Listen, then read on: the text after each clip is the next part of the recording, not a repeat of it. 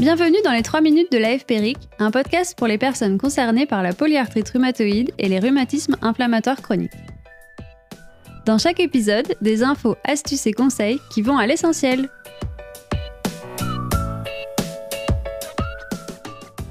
Aujourd'hui, nous accueillons le docteur Aline Frazier-Mironnet, rhumatologue à l'hôpital Lariboisière à Paris, qui nous rappelle les points essentiels à une bonne hygiène de vie. Alors, l'hygiène de vie, qu'est-ce que c'est ? Ça va concerner aussi bien l'alimentation, l'activité physique, l'environnement, l'hygiène. Pour moi, c'est trouver un moyen de prendre du temps pour prendre soin de soi. Vous voyez que c'est quelque chose qui est important pour tout le monde. Mais quand on est atteint d'une maladie chronique, d'un rhumatisme inflammatoire chronique, ça va devenir encore plus crucial de trouver ce temps pour s'occuper de soi parce que ça va être partie prenante de ses soins et de sa santé. Ça va nécessiter déjà une réflexion pour hiérarchiser ses priorités dans sa vie. C'est pas toujours facile d'adapter un mode de vie avec une bonne hygiène de vie. Mais on n'est peut-être pas obligé d'être parfait. Alors, qu'est-ce qu'on peut faire pour améliorer sa santé en termes d'hygiène de vie ? Tout d'abord, on pense assez facilement à l'alimentation.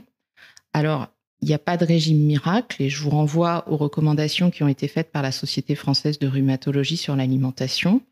Il faut avant tout limiter les carences. Il y a quand même quelques éléments qui laissent penser qu'un régime méditerranéen peut être favorable, mais globalement, ce qu'il faut, c'est surtout préserver une alimentation équilibrée, une alimentation reposant sur des produits sains, limiter les produits ultra transformés. C'est important dans les rhumatismes quand même de penser à deux nécessités. La première, c'est celle d'avoir un poids le plus équilibré possible, car on sait que le surpoids et l'obésité sont des éléments qui peuvent aggraver l'activité de la maladie et le bien-être global.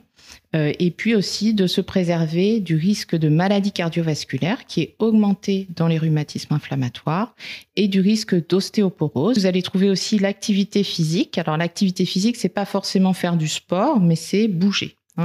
Donc ça peut être remplacer un trajet en voiture par un trajet en vélo ou à pied quand on vit en ville. C'est important pour ce que ça apporte au niveau physique, la musculature, la souplesse, le maintien d'une bonne autonomie et d'une bonne capacité à bouger.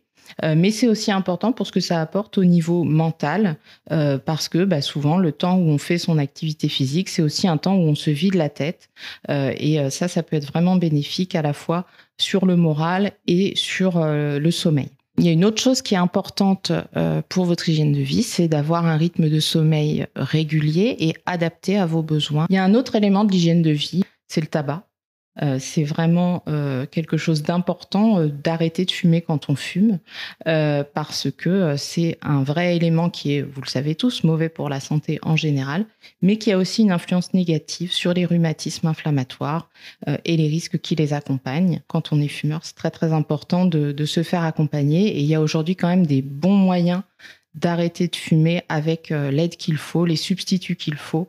Donc, réfléchissez bien et renseignez-vous quand vous aurez pris la décision pour ne pas faire ça tout seul dans la difficulté. Avoir une bonne hygiène et en particulier une hygiène dentaire, car certaines anomalies des gencives peuvent augmenter les rhumatismes inflammatoires et notamment la polyarthrite rhumatoïde avec certains germes qui peuvent être présents de manière excessive au niveau des gencives. Et puis, la vaccination, tenir à jour son calendrier vaccinal, c'est aussi une façon de préserver sa santé.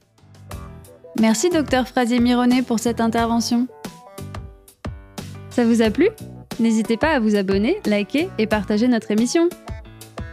Pour plus d'infos, rendez-vous sur www.polyarthrite.org.